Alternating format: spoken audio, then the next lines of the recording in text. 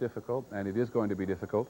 But what we know is this. About 50 minutes ago, American aircraft and perhaps American missiles, perhaps including the Tomahawk cruise missiles fired from the Persian Gulf, suddenly descended on Iraq and occupied Kuwait out of a very dark but very clear night sky. The war in the Persian Gulf has begun. What was known for so long as Operation Desert Shield is now called by President Bush Desert Cloud, Desert Storm, I beg your pardon, he made a statement from the White House a short while ago simply saying the liberation of Kuwait has begun.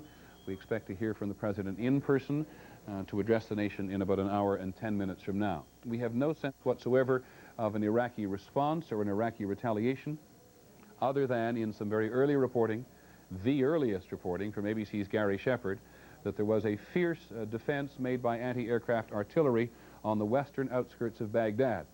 So, as we have long suspected, the communications and command installations on the western edge of Baghdad were at the very least targets, including the missile batteries on the outskirts of the city and the international and military airfields there. There was, of course, very early concern that Saddam Hussein, who today assumed complete command of all the Iraqi military, we're not sure altogether what that means, but it was announced in Baghdad today, threatened to attack Israel the moment the war began, but there is no indication, according to ABC's Dean Reynolds, from Israel that there has been any move against Israel whatsoever.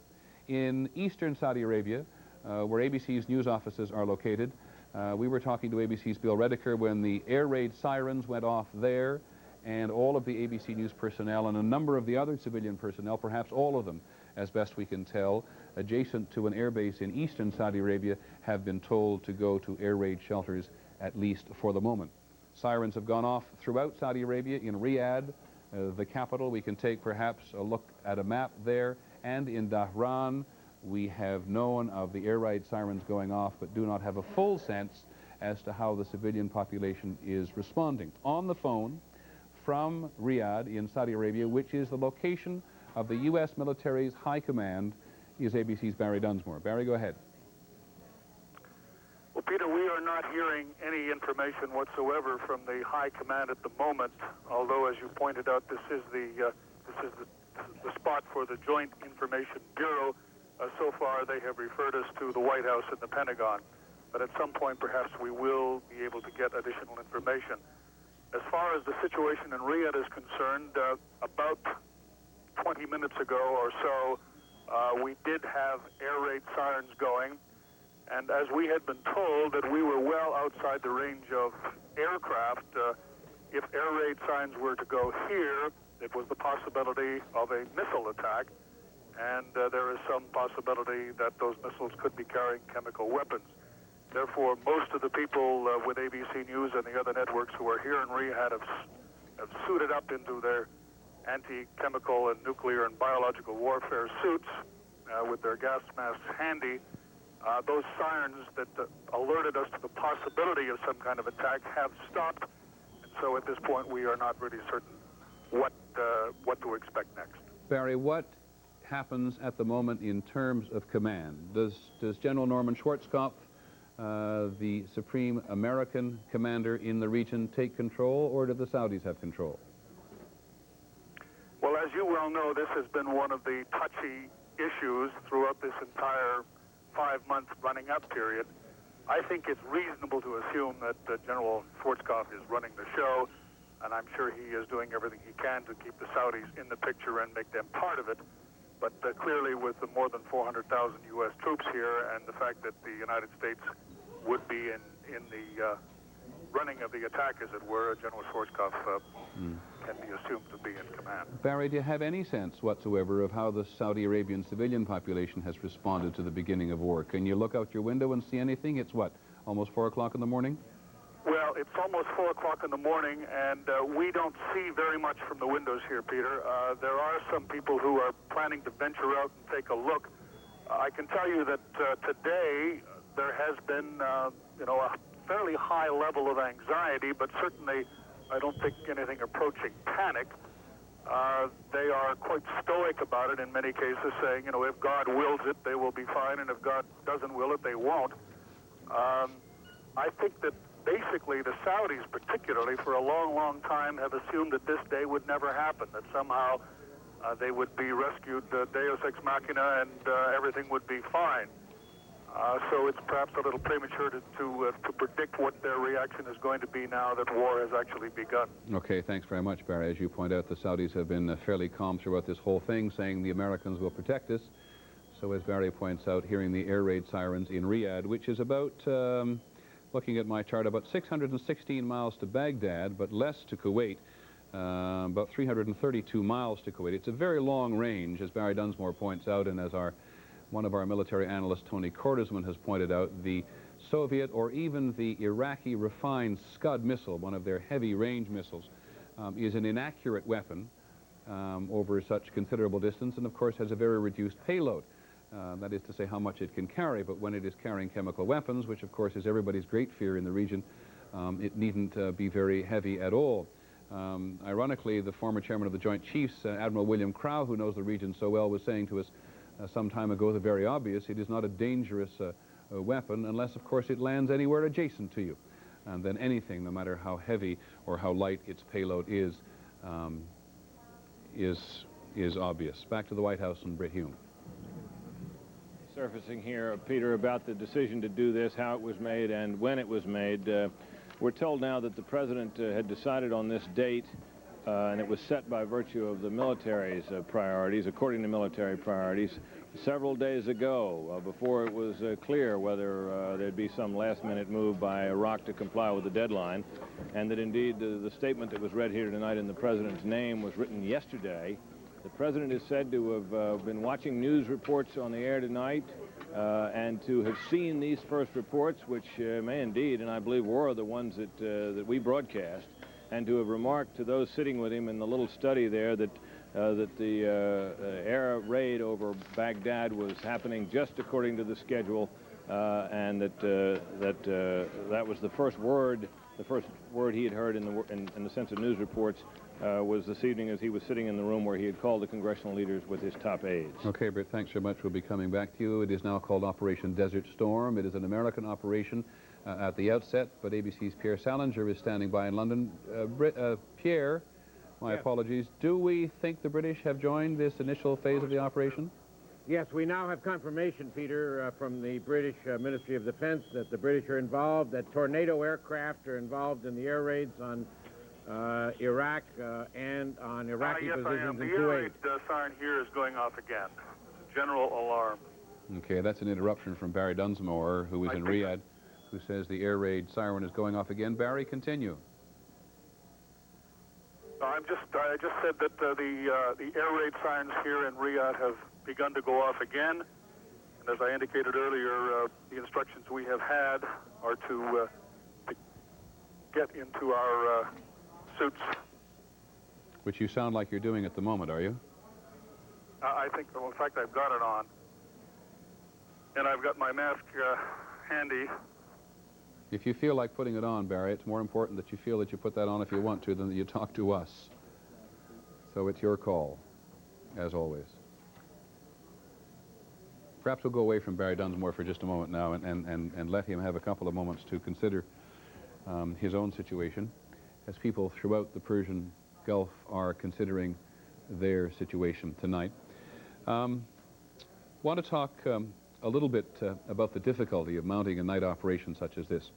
There are so many components to what we are talking about tonight, and there are so many families all over America and families all over Europe and the Arab world who have people in the Gulf, whether they're members of the armed forces or in the case of many Arab Americans, they are civilians within the line of fire tonight, for whom this is quite an horrendous night. And there is simply no way to minimize the sense of catastrophe that people in this country and elsewhere feel now that Operation Desert Storm has actually begun. We take it as our role at this moment to keep you up to date with all of the political and social and military components of the developing battle. There are in the night sky tonight in various parts of the Persian Gulf American aircraft. We have a brief report now from ABC's Dennis Trout on just how difficult it is for American pilots to fight under these conditions, even unopposed. On a clear day, anyone can see forever in the desert. But on a clear night? Oh, we own the night. We own the night. On a clear night, special nighttime vision equipment means that U.S. forces can see forever then, too, or almost forever. U.S. forces are expected to have an enormous advantage in combat with Iraq. That's because new technology allows Americans to do much of the fighting at night, when they can see, and presumably, the Iraqis cannot. We consider the night warfare capabilities, both in the air and on the ground, of our forces to be a tremendous advantage militarily. One system used in the Gulf is called Lantern. Seen here in tests in Arizona, Lantern uses a combination of infrared and radar technology that turns night into day. The result is plain to see. Pilots can fly extremely close to the ground without crashing, then find and destroy enemy targets with startling accuracy. It is the most advanced, the best in the tactical fighter business that I've ever experienced. American commanders are eager for much of the fighting to happen at night, when U.S. aircraft would be far less vulnerable to handheld Iraqi missiles. When the U.S. bombed Libya in 1986 in response to terrorist attacks, the raid came at night. So did the invasion of Panama in 1989, when night-flying helicopters attacked military facilities and transported special operations forces. U.S. helicopters can fly at night when pilots wear special night vision goggles, which take existing light, such as from the moon or stars, and amplify it several thousand times. But using all this high-tech equipment can be something of a high-wire act. Experts caution that what looks so promising in training often can fail in a real war. Dennis Trout, ABC News, the Pentagon. Dennis Trout on one of the aspects of tonight's fighting. We heard earlier from ABC's Jim Wooten and from Britt Hume that President Bush had, shortly before 7 o'clock this evening, in fact, a little bit before that, had spoken to the political leadership up on the Hill, and the Democratic the Democratic leader in the Senate, Senator Byrd, had this to say after he'd spoken to the President. Okay.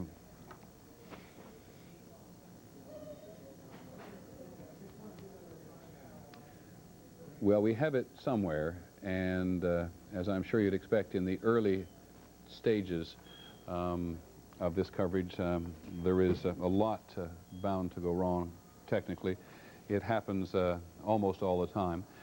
Before we go back to the Middle East, and we're trying to reestablish contact with Gary Shephard at the Al Rashid Hotel in Baghdad, where it's a little after 4 o'clock in the morning, let me go to Tony Cordesman, one of our two military analysts, and pick up a little bit, if I may, Tony Cordesman, there where Dennis Trout left off on the difficulties of flying at night. It is widely regarded as having been a big plus and an advantage for Americans, but it always looks easier on videotape than it really is, doesn't it? It always does, Peter, but I think we have to stress that at this point it is not the attack aircraft that have to fly low to the ground which are going to be doing the attack, but aircraft designed for the night that are flown constantly at night. The F-117 is a night aircraft. That's its mission. The F-15E is one of the most sophisticated night attack aircraft in the world, and that has been tested now for several years and works superbly. In addition to that, many of the carrier aircraft have excellent night warfare capability, particularly the A-6s.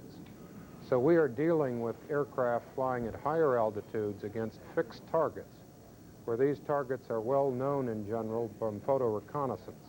And they should be able to conduct this phase of the night war with great effectiveness. Now, there's a lot of talk about all sorts of people having night glasses that they never had before in new development. We've seen them used on the ground as well. Aren't they also somewhat disorienting for the people who are wearing them, even if they've had some training? Well, they can be somewhat disorienting, but in fact, the overall performance using those goggles with helicopters has been relatively good. The Marines use them in their AV-8s, the night units that are equipped in that aircraft. It's a V-stall fighter, one that can take off straight up. They, too, have done very well. At this point in time, however, there won't be aircraft using those night vision devices. This will be a matter of radar and long-range infrared like the Lantern system. I want to bring General Trainer in here for a second, because there's also been some talk, General Trainer. In fact, you were the one who really emphasized it. Are you there in Boston? I am indeed. I can have a look at you. Thank you. Always makes me feel better. You were the one who made the point that because the air raid warnings seem to be lagging behind an attack in Baghdad that perhaps what was being used was a stealth bomber. Yes. It's a new piece of American technology, was used in Panama for only the first time. Do you get a sense of what it would have been up again in terms of its own technology? Well, in Panama, one of their problems was that they didn't have the digitized maps for the target area because it wasn't anticipated using the stealth there. But clearly the... What is it? Sorry. Well, this what is is a digitized map? A map that is really turned into a computer so that the aircraft automatically follows what the map coordinates that are translated from a geographic designation into electronic impulse. And they didn't have that for Panama, but they do have it, as I understand it, for the Middle East. So therefore, the pilot really just turns it over to this computer who follows the map to the specific target and delivers the ordnance all automatically. So if everything is working perfectly, they put it right on target, and the recipient of the attack never knows what hit him. And the stealth technology for the uninitiated is a combination of everything from paint to the materials in the aircraft, which is designed not to reflect a radar beam coming at you. And the configuration of the aircraft. And the configuration as well. So from a military point of view, a purely calculating military point of view, you and others will want to know tonight precisely how the stealth performed at night. That's correct, and I'd be surprised if the stealth wasn't in on the initial attack. That's what it's designed for. I think it was very interesting that Pierre reported that the British had joined, and I think on the basis of that, I think we can count that the French were involved in it, and I would imagine the Saudis are involved in the operations, perhaps down in the Kuwait area. One of the interesting things, the British Tornadoes have a very good capability of cratering runways to prevent Iraqi aircrafts from getting off. By that, they have a series of bombs that open up into bomblets that put holes in the runway. Some of the bomblets are timed devices so that repair teams, when they go out to repair the runways, they are always in danger of one of these delayed bombs going off. And I would suspect that the British would have that as part of their mission tonight. Is there going to be any difficulty for the French, do you think, because the Iraqis fly and are very familiar with Mirage, the French aircraft? Well, I suppose there's always a certain potential. The Iraqis are also aware of most of the characteristics of our aircraft, and I suspect that the Mirages and the various black boxes that are in the Mirages are characteristics that were not given to the Iraqis. And Tony Cordesman, just while we're on this question of high tech tonight, let me ask you one question about the Tomahawk cruise missile, which would have been launched from battleships in the Persian Gulf. How does that evade radar? It doesn't really have to. It's being used as well, are trying to suppress the Iraqi Air Force on the ground, trying to knock out their communications, their military communications, and as best we can tell, their civilian telecommunications by perhaps hitting the power grid in Baghdad, because we've not been able to reestablish contact with ABC's Gary Shephard, who's in a hotel in downtown Baghdad. And of course, they also want to knock out rail lines and highways. The whole aim, if we can take a very quick look at a map of the area, is to try to encircle and cut off those Iraqi forces, including some of the finest Iraqi forces, in Kuwait. Cut them off from their supply lines, cut them off from the military command centers, cut them off from Saddam Hussein and the military high command, who are somewhere in Baghdad or elsewhere in Iraq tonight, trying to run this battle with which they have only, as General Trainer and Tony Cordesman said to us earlier, technical familiarity.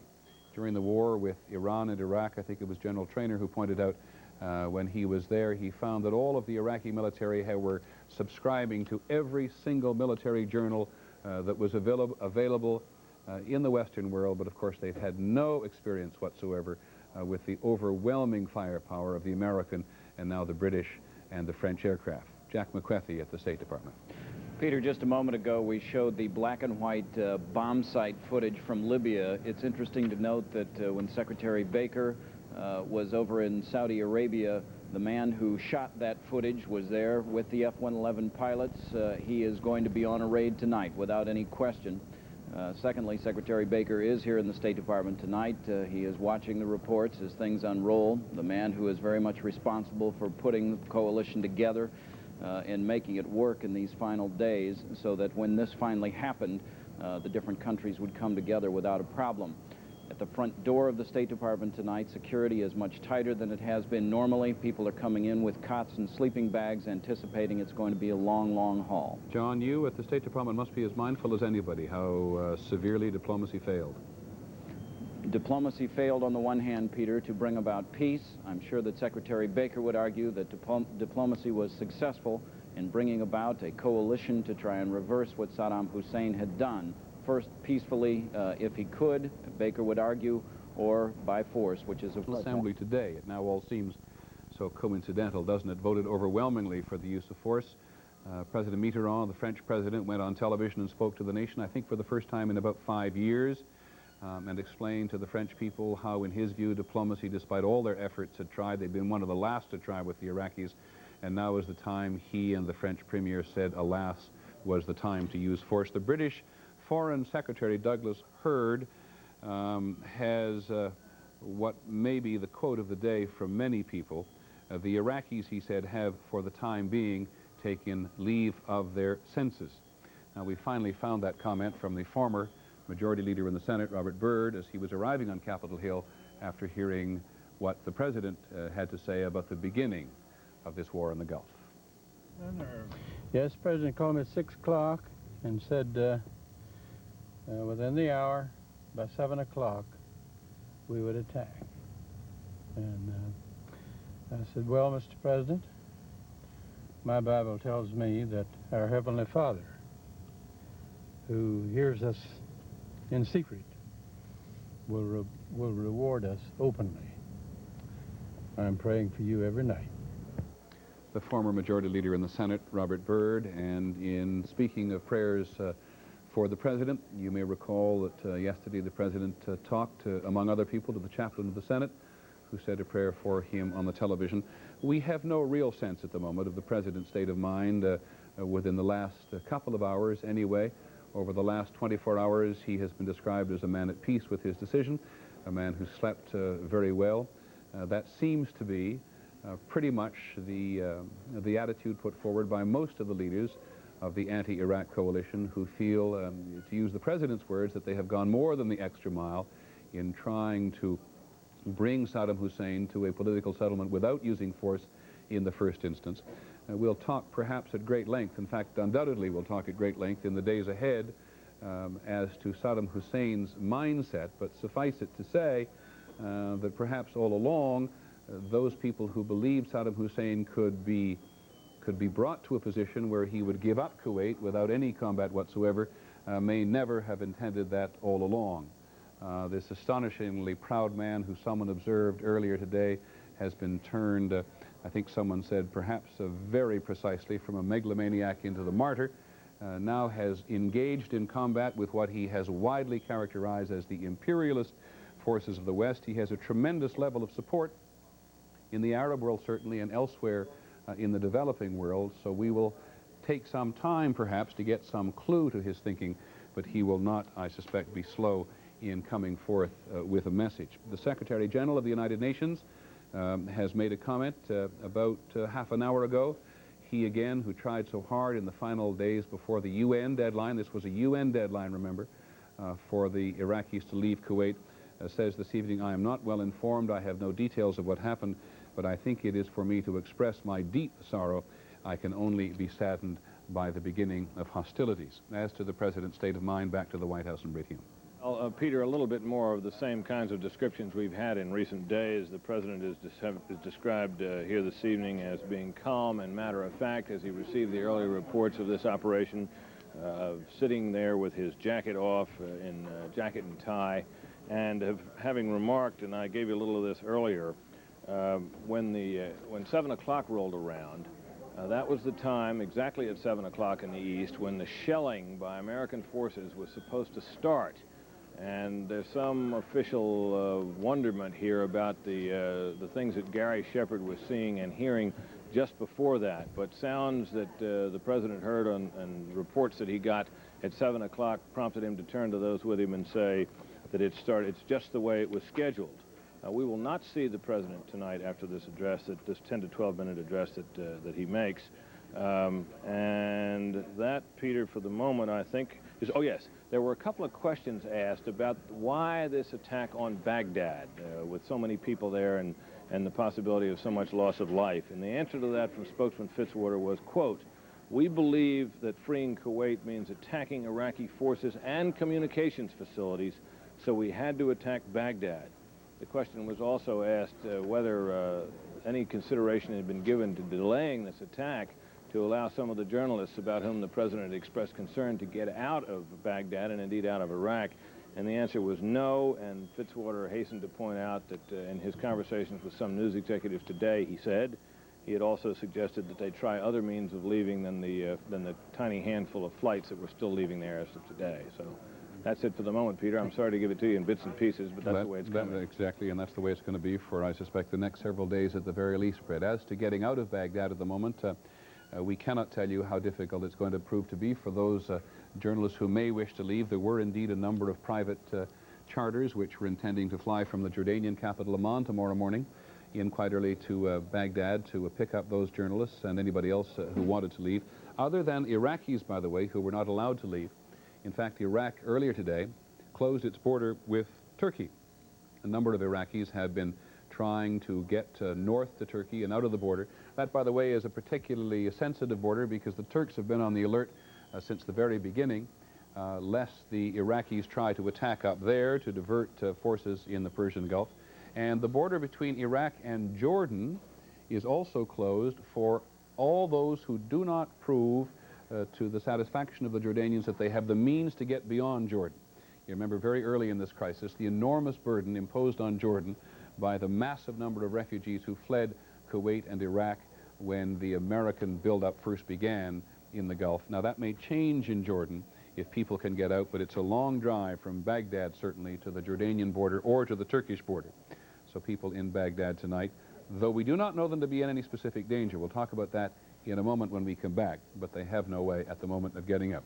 4:17 in the morning in Baghdad, 8:17 Eastern Time in the United States. The President will speak to the nation in about 45 minutes. We will be back in just a moment after this and a word from your local stations. The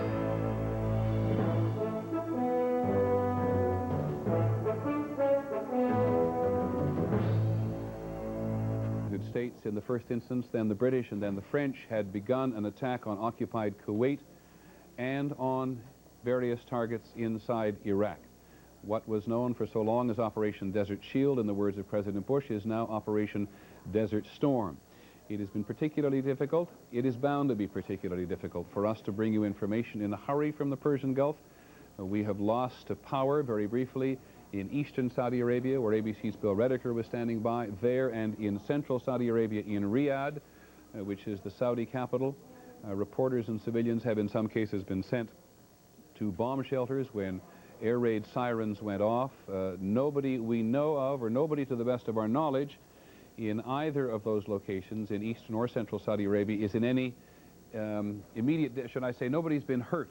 There's been no Iraqi retaliation. There has been no Iraqi response other than against American, British, and French aircraft in the night sky that we know of. But because the overwhelming concern of so many people at home and in the region is of chemical warfare, people are tonight putting on their gas masks, putting on their chemical suits, and trying to work under circumstances which they have either trained for or imagined for a very long period of time, but which, when they occur, are nerve-wracking and, in some cases, terrifying. Bill Rediker has, in fact, just shown up in eastern Saudi Arabia. Bill, tell us what you have been doing since we last saw you and what you know about the situation. Well, the power was cut here, as you recall, when we were last on, and everybody was ordered by the military into the basement of the hotel that we're all stationed at as a part of an air raid drill. Nothing happened. There was no incoming fire, no missiles. Nobody was in any danger that we could tell. I believe it was precautionary. We then all came back up again and resumed our positions here. Another series of sirens has just started again. I don't know what that signals at this point, but they're in the background.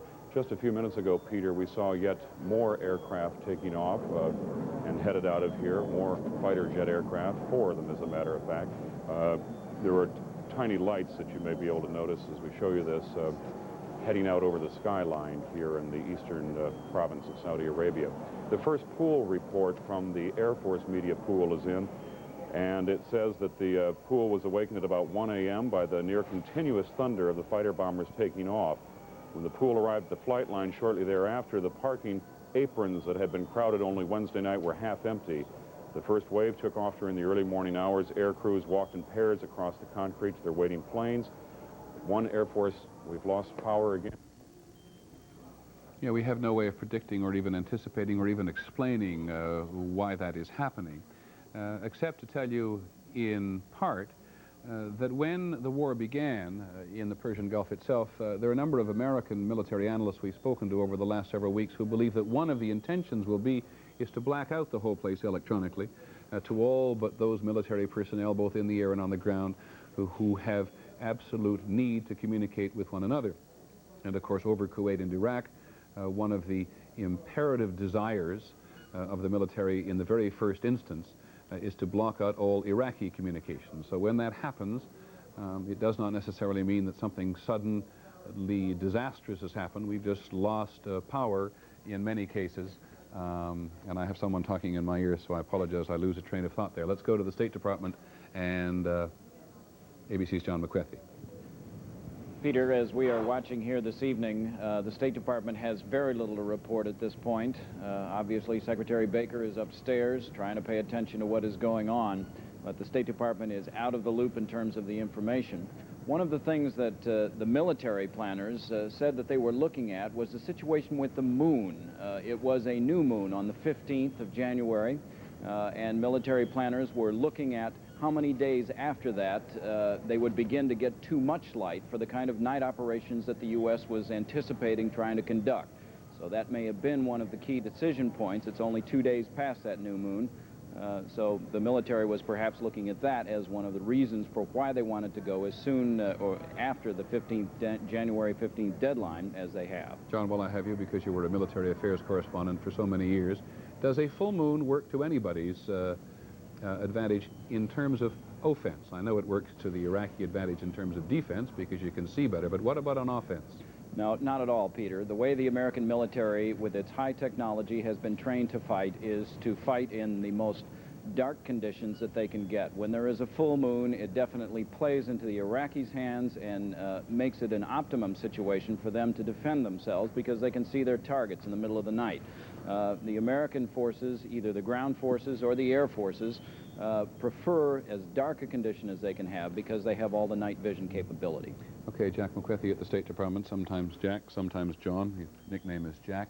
One of the enormous concerns in the Middle East, and it has been a heightened concern over the last several days as to whether or not when war begins, the Iraqis might try to fracture the international, but particularly the Arab coalition, by trying to somehow draw in the Israelis. We want to go again to ABC's Dean Reynolds in Tel Aviv.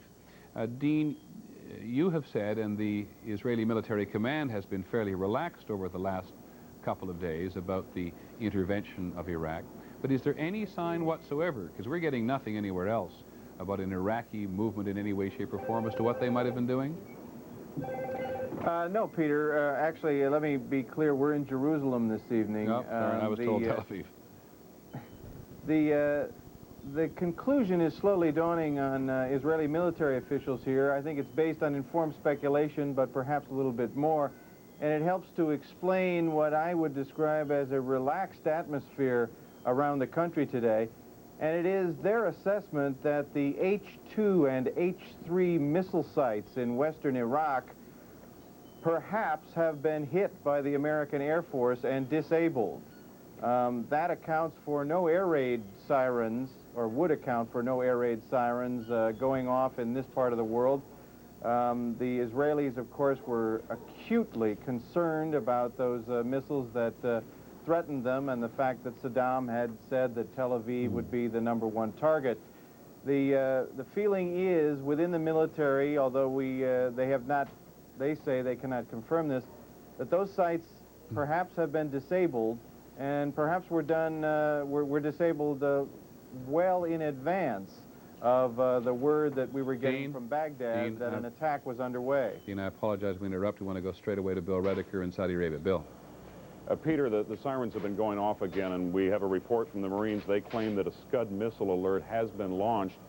That is the only detail we have at this time. We have no further information about where, what direction, and what is threatened. But we have had these sirens going off and these alerts a couple of times tonight.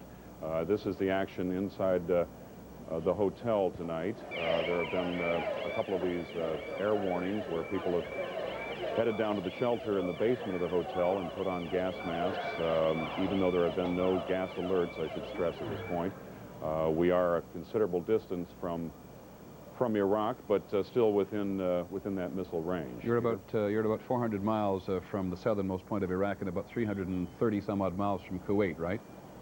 I think that's about correct, yeah. And is there a real anticipation there that you and others might be on the Iraqi target list?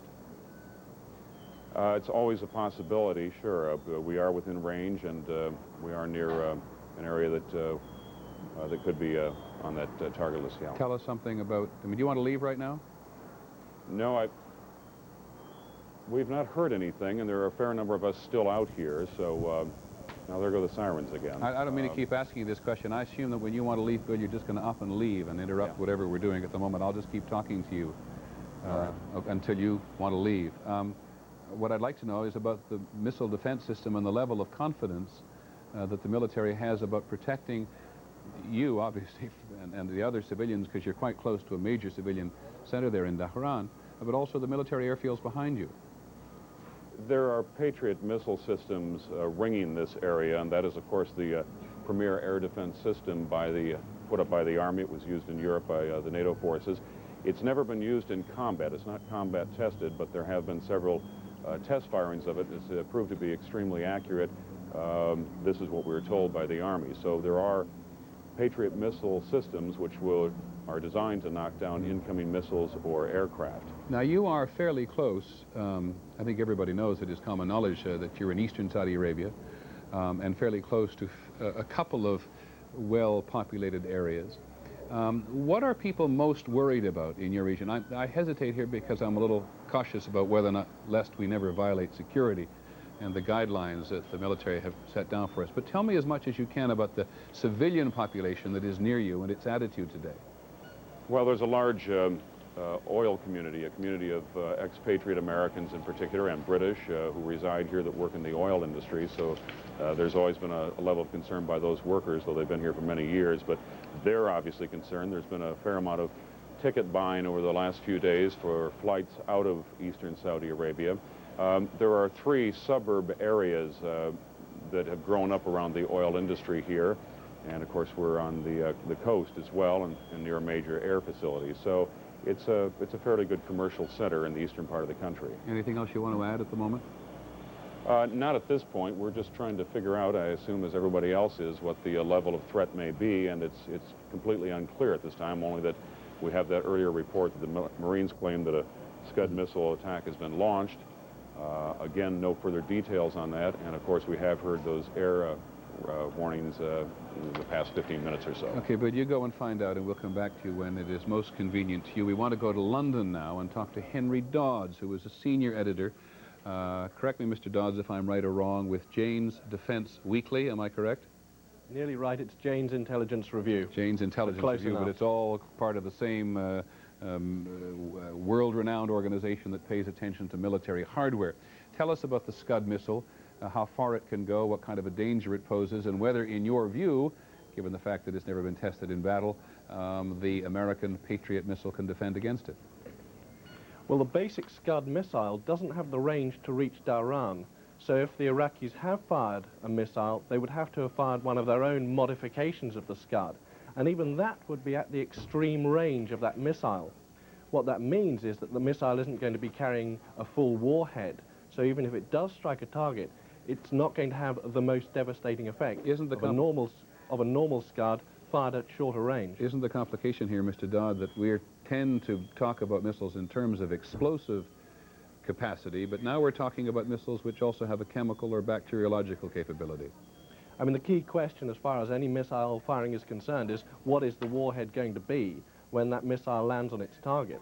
The chances are that the Iraqis are going to be firing high explosive warheads in the first instance, but you can't rule out the possibility of having a chemical warhead with either mustard or with nerve agent, and that's quite a different matter. Okay, we're going to go and take a look at our map now and go on talking about the Scud and any other long-range missile. I think we need to get a little closer on the map if possible. Mr. Dodd, talk a little bit more about the Iraqi capacity to respond or initiate long-term missile attacks. Who might they hit and with what? Stop right there, Matt, please.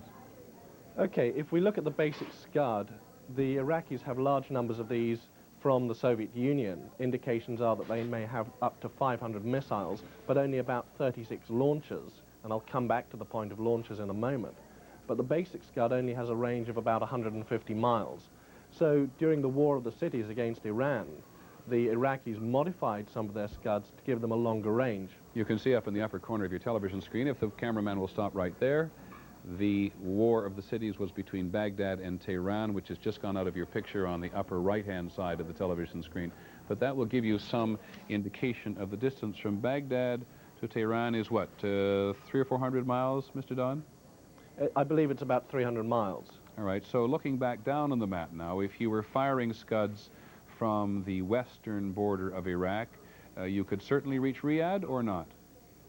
No, you couldn't reach Riyadh with a conventional Scud. You would have to have one of the modified Scuds. And the way the Iraqis have produced missiles with a longer range is to extend the missile, but also to put a much smaller warhead on it. So although they get the greater range, they don't have the benefit of having the full-size warhead on the missile when it reaches the target. Now, as you sorry, my apologies, go ahead. The other point is that at the longer ranges, the missiles are relatively inaccurate. They can't be guaranteed to land on a target more than a mile either side.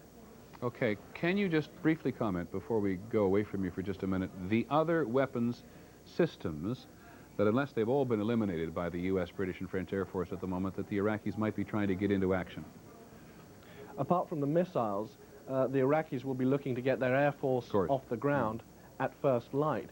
But we know that this morning there was heavy fog in the area, and that may actually delay the Iraqi Air Force from getting off the ground in the first place. But the next couple of hours are going to be critical. Okay, the Iraqi, of course, has a reasonably sophisticated Air Force, if my memory serves me, and I'm working from memory at the moment. In fact, let me do better than that. Let me bring in Tony Cordesman, one of our two military analysts. Tony, as I recall, the Iraqis have about 500 combat aircraft. The most sophisticated is the MiG-29 and the MiG-25, but they have Soviet and French aircraft, right? That's right, Peter, but they only have about 730 combat aircraft. Out of those, probably somewhere between 500 and 600 are operational. The U.S. primarily, and subsequently the British and French Air Forces are doing this evening. So we do not have any idea whether or not the Iraqi Air Force has been able to get into the air in any way, shape, or form. But General Bernard Traynor up in Boston, who is our other resident tonight military analyst, based on your experience with the Iraqis, you think they would have got something up in the air? I doubt it. I doubt it at this point. I think the raid probably came as a complete surprise to them. Why do you think so? Well, I think the indications are that, from your reporter in Baghdad, that at least the initial raids went in there very quickly. Now, it takes a little time, unless somebody's on runway alert, to get organized to get off the ground. And I suspect that there were a lot of deception plans involved in preparation for this attack and communications jamming. I suspect that they had a tough time getting off, and clearly the airfields and their air power would be one of the principal targets for the air raid.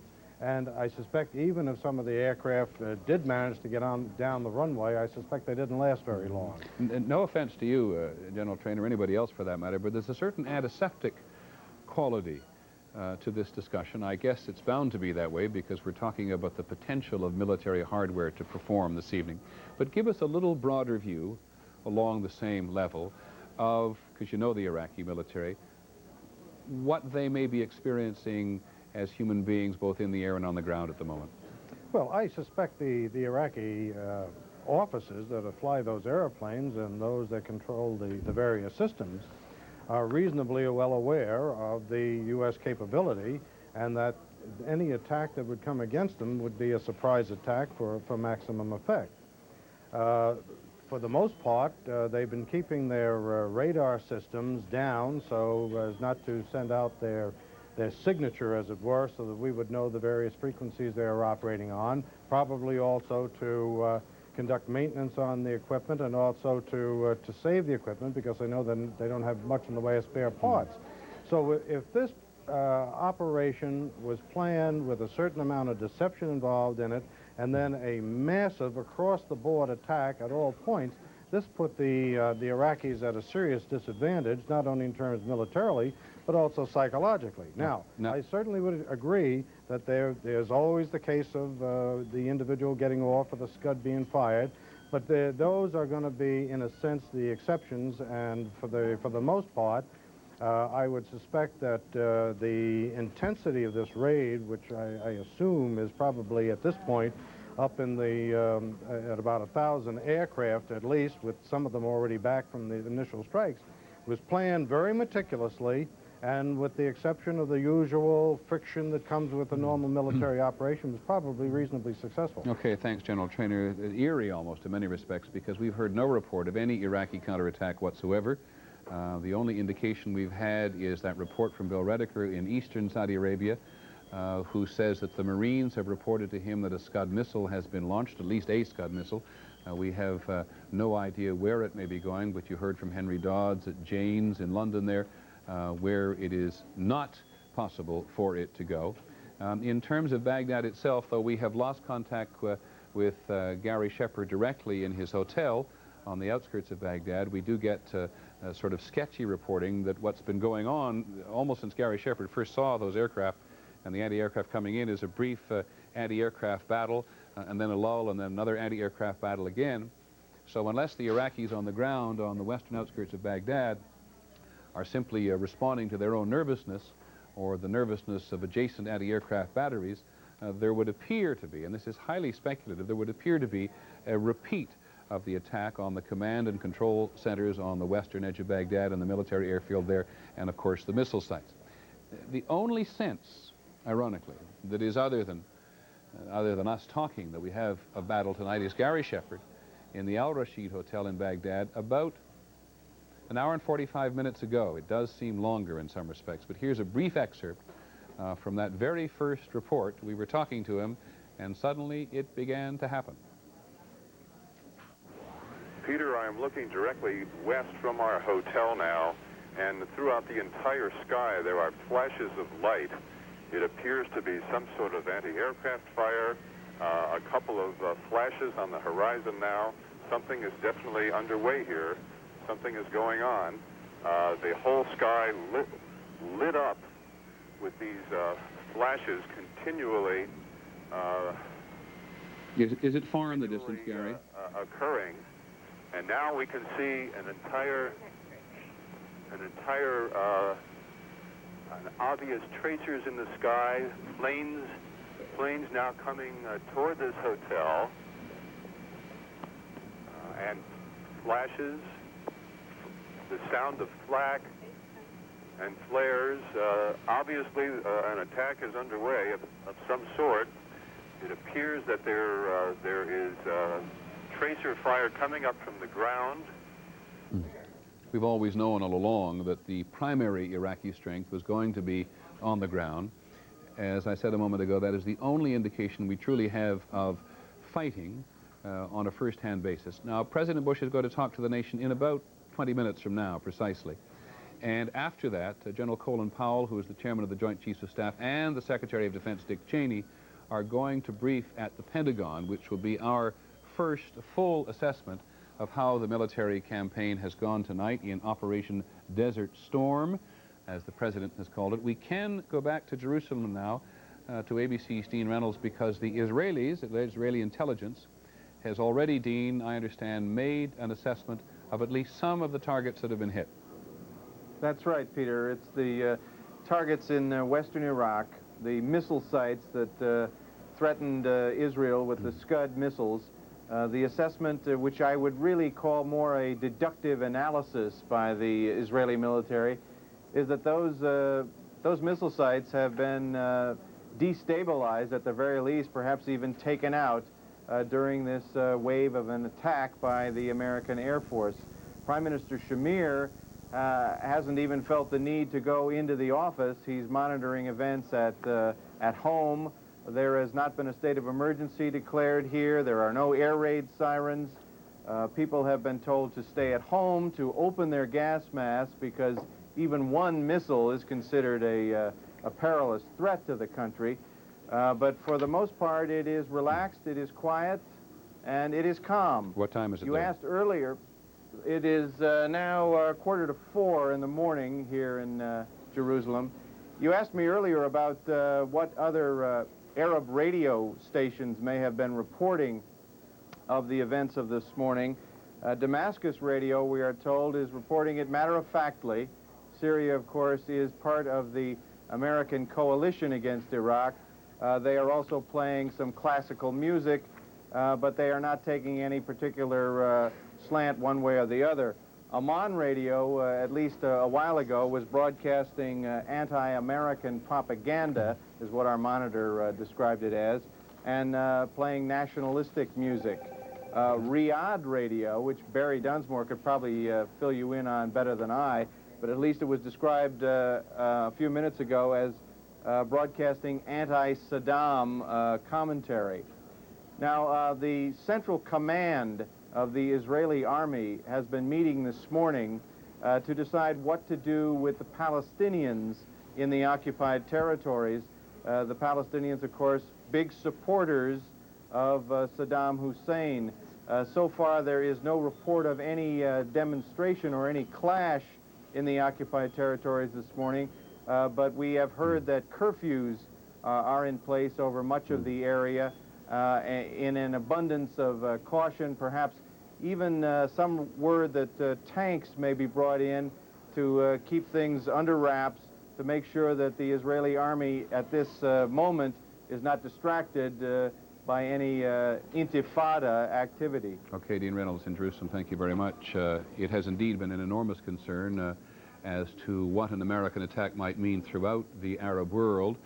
It is certainly, among other things, not true to say that all Palestinians are open or at least overt supporters of Saddam Hussein. You may recall that in the last several days, two of Yasser Arafat's most senior aides were murdered in Tunis, in the constant inter-Palestinian or intra-Palestinian violence that goes on for years and years. And one of those men who was murdered, Abu Iyad, a very close confidant of Yasser Arafat, was one person who thought it was a mistake for Yasser Arafat to tie his star so closely to that of Saddam Hussein, who had come to the conclusion that there was going to be a tremendously negative repercussion for Palestinians as a result of being so intimately associated with Saddam Hussein. But the reason that so many in the Arab world do associate with Saddam Hussein has to do with, among other things, frustration at the very thing Dean Reynolds was talking about, the inability of the world or the Palestinians or the Israelis to come to any kind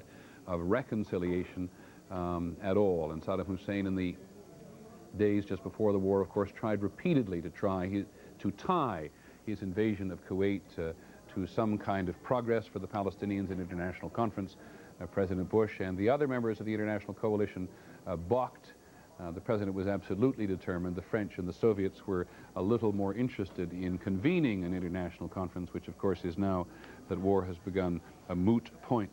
The Soviet news agency TASS reported tonight that hostilities had begun but had no other comment. ABC's Middle East analyst Judith Kepper is back from the region. Judith, perhaps an opening comment from you this evening on how you think that the beginnings of a military campaign are going to play out in terms of Arabism. Thank you very much for the moment. Please, neither of you go away. It is 5 minutes before 9 Eastern Time.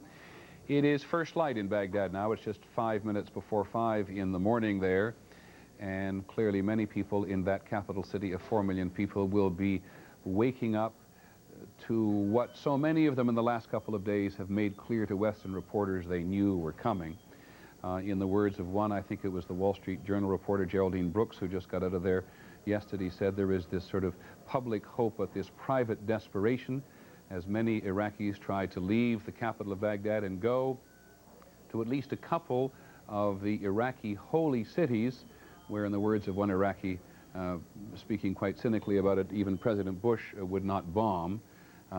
There is no evidence that has occurred, but the U.S. military and the President have always made clear that if Saddam Hussein took refuge anywhere, he is a legitimate target, and if he went to a holy city, one assumes he would continue to be a target. But we will try, if we can, in fact, we try constantly to reestablish contact with Baghdad, a city that has clearly, without knowing only as little as we do, has been badly shaken by something so many Iraqis simply knew was coming.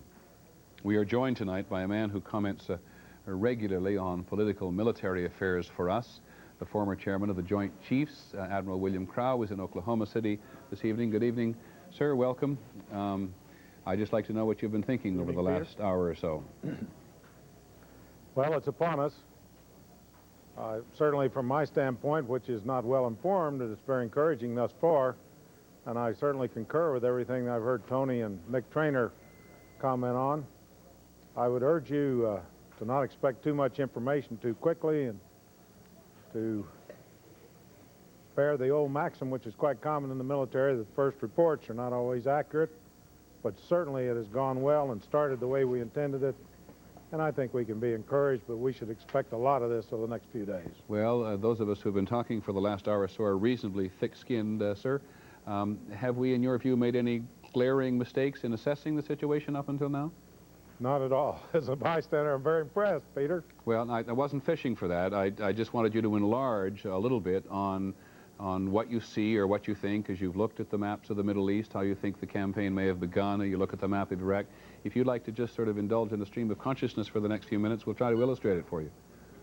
Well, we're talking about things that we've gathered in our past knowledge and so forth, but tonight's the real thing, and we're dealing with a minimum amount of information. A lot of confusion, I'm sure, on both sides. I think that Mick Traynor was correct, that maybe we saw the first stealth attacks. On the other hand, I think we also saw the initial confusion that goes with absorbing the very first air attack. I'm sure Iraq was not as organized as perhaps they wanted to be or expected to be. I suspect that we have not done everything precisely the way we wanted to do it. I would be surprised if it was flawless. On the other hand, no military operation is flawless. Yes, you said it was at lunch here some days ago that the moment the war begins, every military plan goes out the window. Is that really true? That's a little different sense that we were talking about. We were talking about plans of years and months and so forth. This plan has been of the last few days. It's been specific. It had in mind the exact targets they were talking about. I don't think it's generally applicable in this case. It will be now from after we've hit the original targets and we get our damage assessment and we see that some things didn't go the way we wanted, some went better, we will be refining and altering those plans hourly, day by day. And missions and packages will be changed from the original planning. You were, sir, the chairman of the Joint Chiefs through the development of some of the technology that's being used tonight. What, slightly a negative question, I grant you, but what makes you nervous about the use of American technology in a situation like this, aside from the obvious that it doesn't work? Well, you always want to know whether it'll work in the real world. And from a professional standpoint, we're going to see some really interesting systems used for the first time in anger. And we will be extremely curious as to they perform as advertised. What you're really looking for, of course, is some of the countermeasures that are taken by an enemy. You find sometimes in sophisticated weapon systems that some very primitive defenses prove effective. We'll look to see if the Iraqis have developed any of those. Now, you, sir, have commanded men in combat. Tell me, in the minute we have left before President Bush comes and speaks to the nation, what you think the state of mind and emotion might be of American fighter pilots over Iraq and Kuwait tonight. Well, their adrenaline is flowing. They're a very confident group. They're extremely trained, and they're at a high edge right now. I think their morale is, while it may have slumped over the last few months as they were going through the training stage, as we have built up to the 15 January deadline, I think it's come right back up. Every indication I have is that they are at the very peak. And this was a very good argument for not waiting any longer, is to take advantage of this attitude. And in some of the footage I've seen on television, talking to those people, I think it's confirmed just by their manner, their enthusiasm, and their determination. Thank you very much, Admiral Crowe. We hope you'll stay with us. Forgive me for interrupting.